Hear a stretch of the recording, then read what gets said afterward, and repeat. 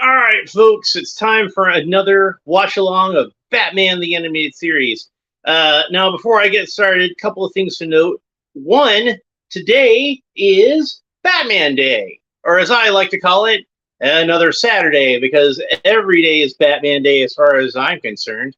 I mean, like, I was trying to think of something special to do for Batman Day on this very channel, and I thought to myself, well, what am I going to do? Like, I could watch an episode of Batman the Animated Series, but I do that all the time anyway. I could talk about some kind of Batman action figure, but I do that all the time anyway. Like, what do you do for Batman Day if your everyday is already something where like Batman is such a major part of it? Batman being my favorite fictional character ever created in the history of fiction, really. I mean, what more is there to say? So, in honor of Batman Day, we're going to watch what I believe is a mediocre episode of Batman, the animated series. Now, I have a confession to make. That's the other thing I want to talk about before we get started here, is that I made a mistake and accidentally watched an episode out of order. That's right, Vendetta was actually supposed to come after an episode called I've Got Batman in My Basement. But that wound up being kind of a happy accident because I've Got Batman in My Basement is the episode that Bruce Timm said he considered to be the worst episode of Batman, the animated series. And I think that Prophecy of Doom might actually be the worst episode of Batman, the animated series. But now we get to watch both episodes back to back because my next episode I'm going to go back and watch I've Got Batman in My Basement since I missed that in its proper place. So we'll get to watch back to back what Bruce Timm thinks is the worst episode and what I think might actually be the worst episode. But I'm going off of my memories of having watched this show, and I've watched a lot of these episodes a lot of times, and this is probably one of my least rewatched episodes. But you notice that, like, unlike say Appointment in Crime Alley, which I'd mostly forgotten about and turned out to be an excellent episode, this one, even though I don't really rewatch it very often, I remember it not being that great. So, but that having been said, I expect to thoroughly enjoy watching this episode, especially watching it with you, my dear friends. And I hope you enjoy watching it with me. So I hope you've got it queued up on your DVD or your HBO Max, or your Blu-ray, or whatever streaming service it is that you purchased or rented a digital copy of this on. Maybe you've even got the old VHS cassette that you recorded after school. You rushed hurriedly home and hung your book bag up on its hook and kicked off your shoes and poured yourself a bowl of your favorite chips and maybe a couple of cookies with some milk to dip them in, and you're settling in to watch an episode of Batman, the animated series, which so far has been just like the greatest cartoon you've ever seen, and now we're going to watch Prophecy of Doom.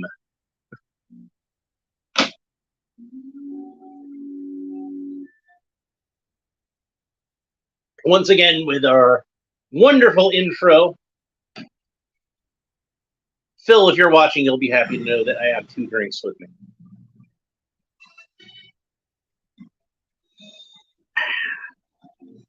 So we haven't had 7-Eleven in the state of Georgia in years. And in fact, one of the first things I did when I got my smartphone with Google Maps on it was I tried to find where the nearest 7-Eleven is. And they were all on like opposite borders of the state of Georgia. So, but I do really like Quick Trip.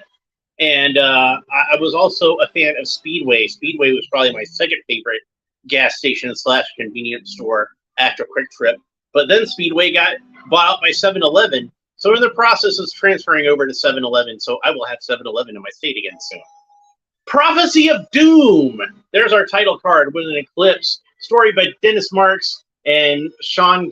I missed it. Directed by Frank Power, who I gave a lot of props to when I watched Vendetta. I gotta say, we're off to a good start with the music. I definitely like that cool, jazzy big band sound that Shirley's giving us right now.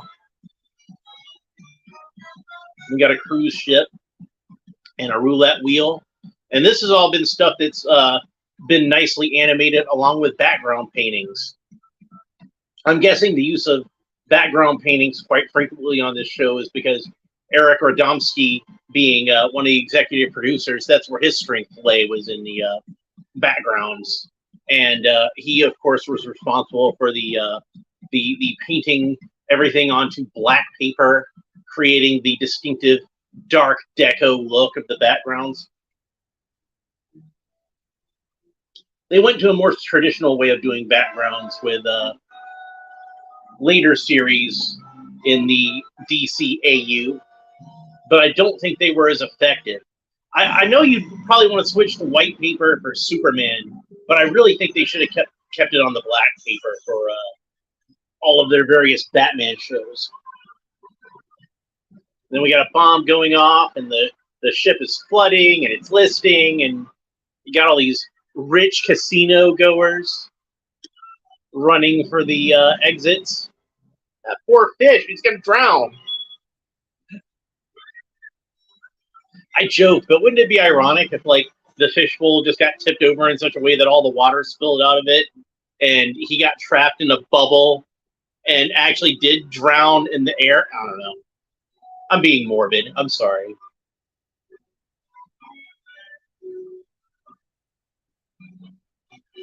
So I'm guessing this casino boat would go out to, like, international waters, so technically it's legal. But we got to make sure we show everybody escaping from the ship. We can't kill anybody off in a shipwreck. This is a children's cartoon.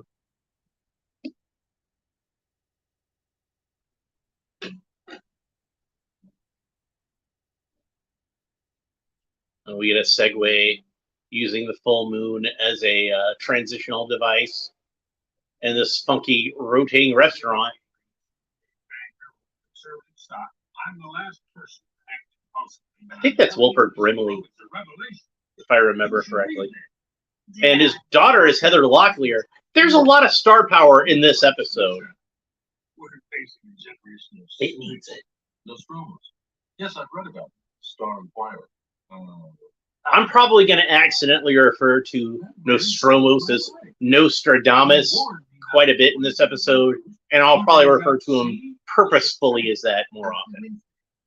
What about the cave in the Zands of mine? Or the fires at the... So this guy is not superstitious, but he is a little stitious. His daughter isn't stitious at all. She is completely lacking in any sort of stition. I want you to be there to see for yourself. Sounds great, but I'll have to check my horoscope for sure. Womp womp. You know that Bruce Wayne is skeptical of all that kind of thing. He's scientifically minded, but you don't believe in this guy at all. Call me crazy, but sometimes I think his predictions come true because he makes them happen. Only thing I do know is these days my father won't make a move without him. Daddy's even starting a secret brother. She's got such a nice little red sports car. He won't even tell his own family what it's about.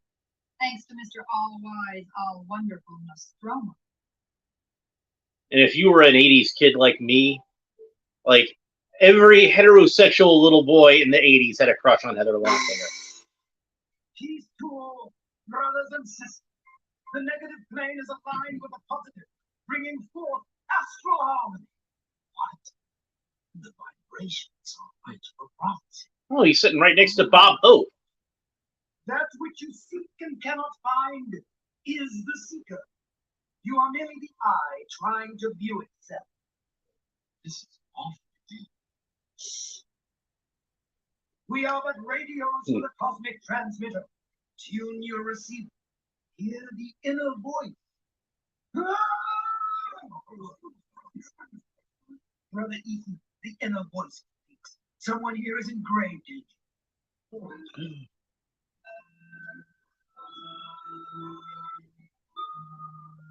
Bruce is probably thinking, like, you know, I've gone up against guys like the Joker and the Penguin, and even this guy. This guy's even too weird for me.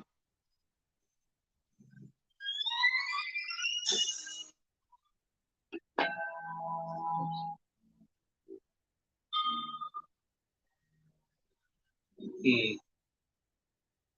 Man, he's just got such a wacky design with the eyes all the way open and little teeny tiny pupils.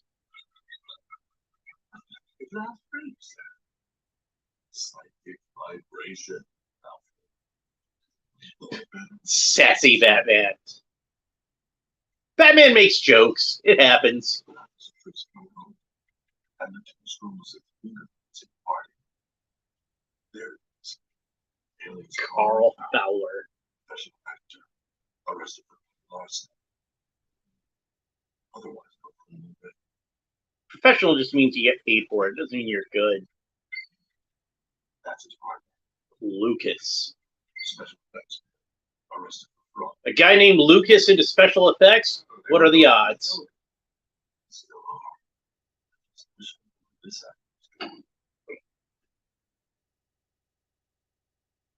Meanwhile, at Wayne Enterprises. Hey, that would have done it that way in the 60s.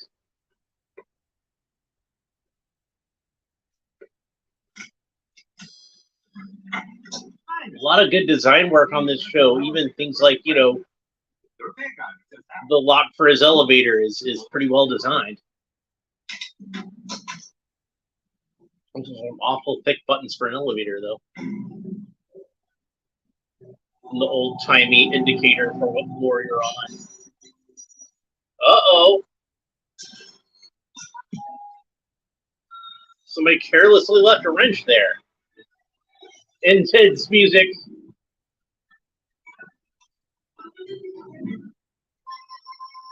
Acid.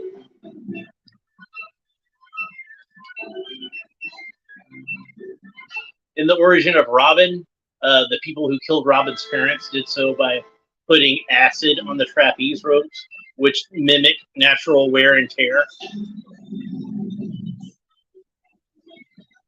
So if this worked, this would have been the second time one of Dick Grayson's loved ones was murdered in such a fashion. But, you know, I'm willing to believe that Bruce would have had all his Batman equipment with him, but I don't think I would have bothered to change into my Batman outfit at that time. While the elevator is falling to its death, I imagine Batman can change his clothes pretty fast. I know I can, but I just wouldn't want to waste the time. Maybe he's got like a little ring and the costume pops out of it like the Flash has. At least in the movie, I believe that Batman invented that for the Flash. Oh, I'm going to do a watch-along of that Flash movie. You know it. Oh, you guys are going to have a lot to look forward to when I get around to doing that. Not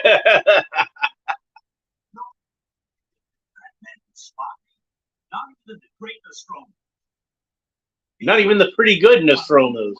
Not even the mediocre Nostromos. Well, you didn't predict he would die exactly.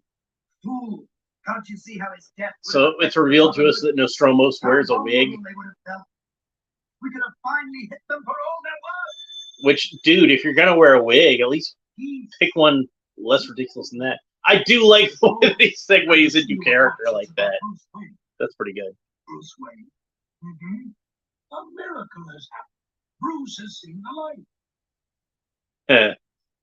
It wasn't until that moment when I came. That house looks even more like the TV show version of Wayne Manor than Wayne Manor does. To think I ridiculed you. Can you ever forgive me?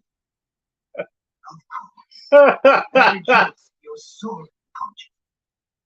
Nostromo's, I was thinking, a man of Bruce's standards, influence, should he not be considered for the Brotherhood?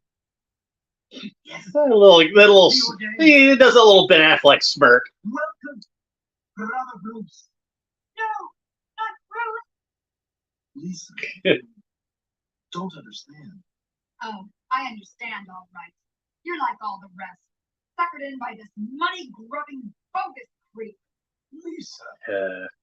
You know what my I like her. She's smart. You ripped off your last victim. Call me crazy, but I remember the anime series airing on Sunday night. I could be wrong. You are indeed correct. It did very briefly during I think the summer of 1993. It aired Sunday evenings. They picked some of the best episodes and ran them Sunday evenings because they knew they had an audience of older viewers, teenagers, young adults, maybe even some old adults. I'm a guy who's pushing 50, and I'm still watching this show. But yeah, they ran it for a little bit during the summer, and it was billed on those commercials as simply Batman the series. They dropped the animated part.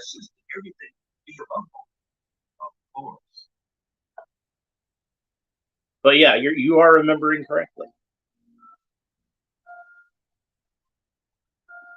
No, tonight we bask in the radiance of Brother Bruce's conversion. It grieves me to burn. Such a nice model of the planets above. The great war is at hand. You know that's going to figure into the climax.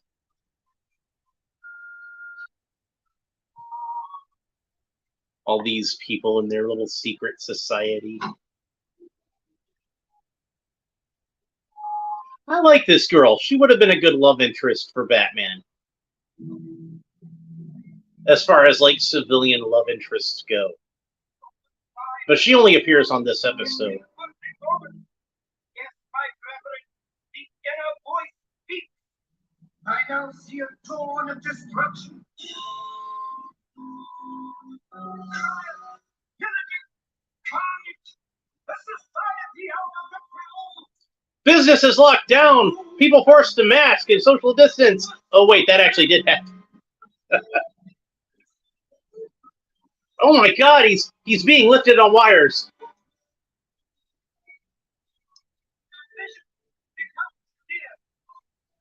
Yeah. And of course, she's seen him doing all this fakery. Oh. He's so extra. He's got a little hook on his back. Brethren, you must transfer all you can to God of its fun. By tomorrow, the stars and the proper confidence, science, sense of This guy's such a psychic. Why doesn't he, play the stock market? What is up, Tyson the Wolf? Welcome to our viewing of Prophecy of Doom. The Great Fall. But what about the Great Spring and the Great Winter and the Great Summer? I guess the Great Summer was when they were airing Batman the series on Sunday nights. That was a pretty great summer.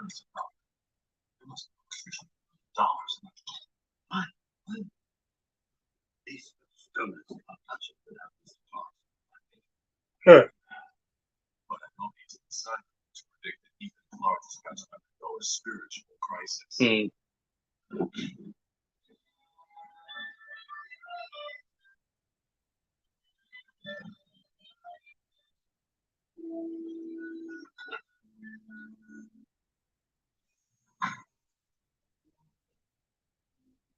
Going to meet the Nostromos.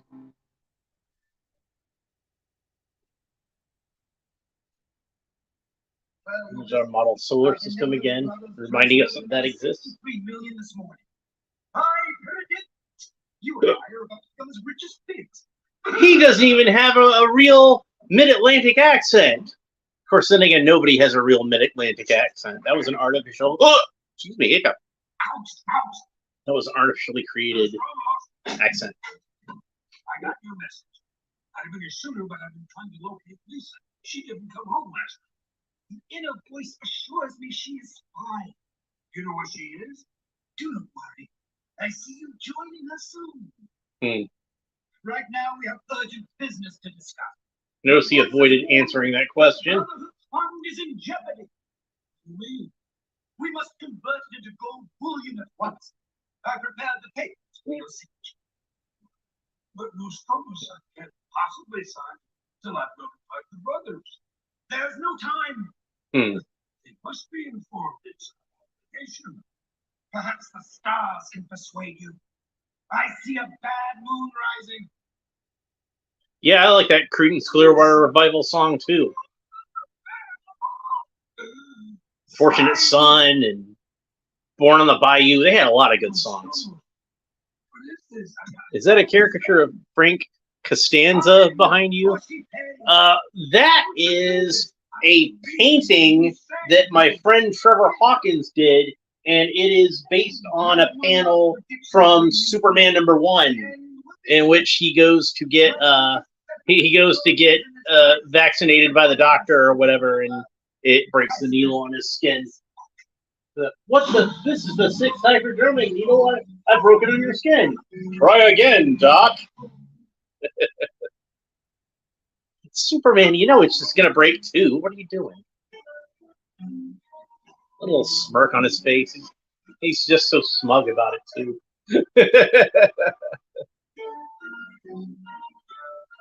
But yeah, my friend Trevor Hawkins did that painting. He actually painted the entire story, and he gave that one to me as a gift. So I decided to hang it up for when I do my live streams, so it's behind me, because I think it's a really cool painting.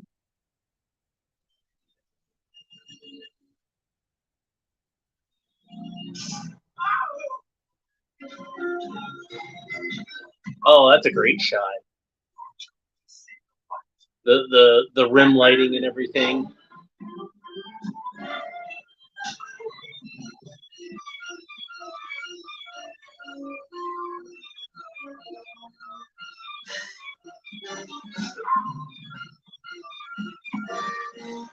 This guy seems like he's a pretty good fighter, but he's not going to stand a chance against Batman. He's got all the clocks for London and Tokyo behind him, but they're set to different minutes. Time zones don't work that way, Nostromos. How am I supposed to believe you're a psychic if you don't actually know what time it is in Tokyo?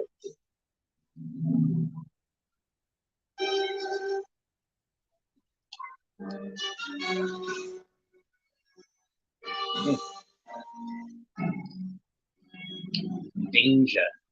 Danger, danger, danger.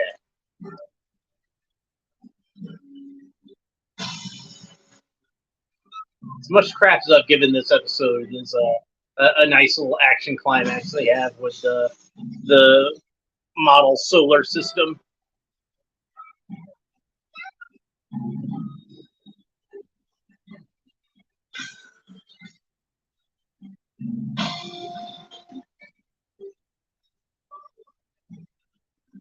Nice touch by Shirley Walker is that the music that's playing in this scene is an homage to The Planets, which I believe was composed by Gustav Holst,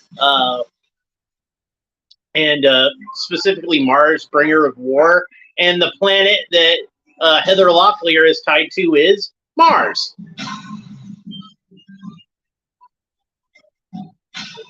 That guy just crashed into Uranus. I bet that hurt.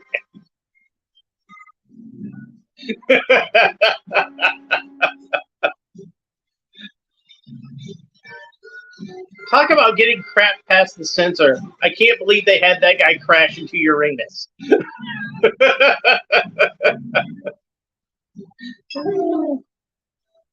He's got the whole world on his back.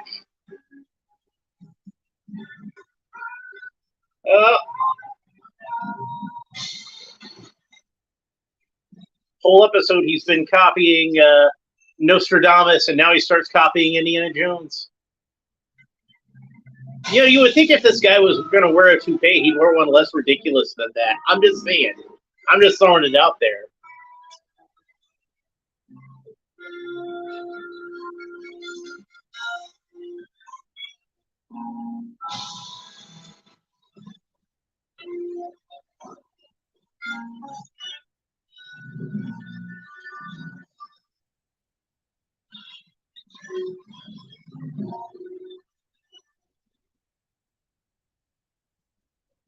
Nostromo's sure spent a lot of money to try to steal money. I'm just saying. It's a pretty expensive hideout.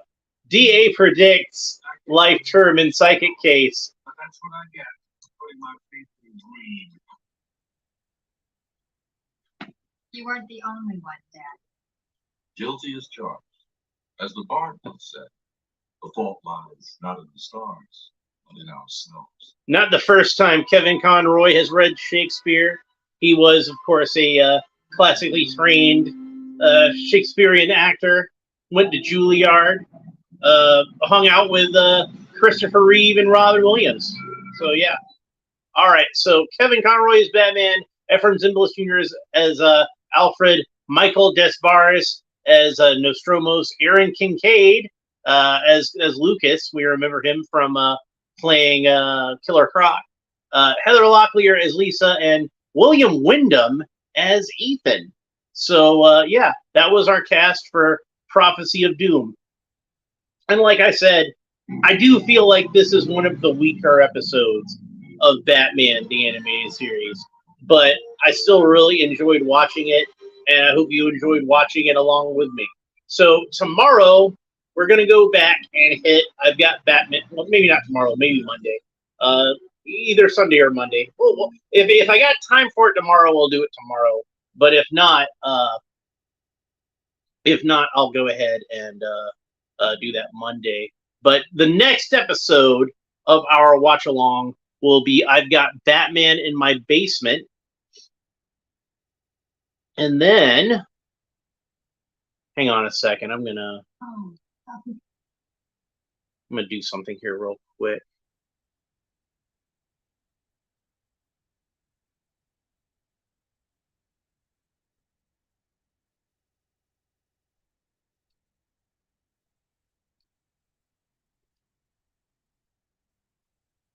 So I'm going to try to get it so, well, whatever. Okay, so let's see. Scroll through our, it's season 2, season 1. Scroll through season 1. And so we just watched Prophecy of Doom. We're going to go back and watch I've got Batman in my basement for our next episode, since that's the episode that I missed. And then after we watch that, we're going to pick right back up with The Forgotten, and then Mad as a Hatter, and then The Cape and Cowl Conspiracy, which is one of my favorites. So Mad as a Hatter, of course, introduces a character from the comic book. I'm sure you can guess. It's the Mad Hatter. So that should be fun. Then The Cape and Cowl Conspiracy, For Chance to Dream, The Underdwellers. That might be another contender for worst episode. Night of the Ninja. Oh, I love Night of the Ninja. Strange Secret of Bruce Wayne. Tiger. Dreams in Darkness. That's a good one that I don't watch a whole lot. I look forward to watching that one again. Beware the Gray Ghost. That's the episode that guest stars Adam West. We have the return of Catwoman in Cat Scratch Fever. We have one of my absolute favorite episodes, I Am the Night. This is one that doesn't get talked about enough, so I'm really looking forward to that episode. Almost Got Him, which I suspect would be the most popular and beloved episode of the series. Moon of the Wolf, an episode directly based on the comic book. Terror in the Sky, The Return of Man-Bat, or is it? Christmas with the Joker, a story in which we celebrate Christmas with the Joker. Heart of Steel, Part 1 and 2, which is a nice little homage to various sci-fi things. So we'll have a lot of fun pointing out lots of sci-fi Easter eggs in that one. Also, that's the episode that it's not the first episode to feature Barbara Gordon, because she is in I Am the Night, but it is her first major role on an episode, and a nice precursor to her eventually becoming Batgirl. If You're So Smart, Why Aren't You Rich? Introduces the Riddler. Joker's Wild features the Joker, obviously. His Silicon Soul is the sequel to the Hard Act two-parter. Off Balance is the introduction of Talia, and also features one of Green Arrow's arch enemies in Count Vertigo. So years before Arrow was a show that had Green Arrow fighting a whole bunch of Batman villains, Batman was fighting one of Green Arrow's villains, so I guess what's fair is fair. What is reality is the Return of the Riddler. The Laughing Fish is a Joker episode based on one of my favorite comics. Right after that, we have another Joker Harley episode with Harley and Ivy. The Mechanic is a Penguin episode. The Man Who Killed Batman is another Joker episode. Got a lot of Joker episodes grouped together there. Got Zatanna, got Robin's Reckoning, Part 1 and 2, Birds of a Feather, Blind as a Bat, Day of the Samurai, See No Evil, The Demon's Quest, Part 1 and 2, with the introduction of Ra's al Ghul, Read My Lips, with the introduction of the Ventriloquist. We got Fire from Olympus, with Maxie Zeus. We got Shadow of the Bat, Part 1 and 2, in which Barbara Gordon becomes Batgirl, The Return of Clayface and Mudslide. We got Paging the Crime Doctor. And then Batman the Animated Series goes on a brief hiatus, and we're going to watch Mask of the Phantasm. So that's my plans for this series going forward. So if you want to make sure that you don't miss any of those exciting episodes of what's probably the best version of Batman that's ever been created, make sure that you like and subscribe and all that fun YouTube stuff down below. And you can follow along with me as I watch these episodes by watching them on HBO Max or your own DVDs or Blu-rays, or rent or purchase them digitally from any number of fine online retailers. So that's it for this episode. We will talk to you next time. Bye. Oh, wait, we got a couple more questions here. I'm going to go ahead and answer these from Quest Adam before I sign off. I don't have many McFarlane DC Multiverse figures, but I made sure to get the animated figures, all variants. Yeah, the animated figures are really cool. I need to get more of those myself. If McFarlane can make the 1989 Batmobile, he can make the animated series version. I would not be surprised if that's something that's being planned, honestly. Like, I got that gigantic Spin Master Batwing, and if they can do something like that for $40, I don't see why McFarlane couldn't do something like that of really any Batmobile. So, he could probably even do like the Joel Schumacher Batmobiles. People would buy them. So, but yeah, the original BTAS Batmobile is definitely one of the more iconic versions of the car. One of the best loved versions of the Batmobile. So yeah, and we get to see it every episode in the opening credits of the show. So it's no wonder it's so beloved as it is. So anyway, but that's it for this episode. We will talk to you next time. Goodbye.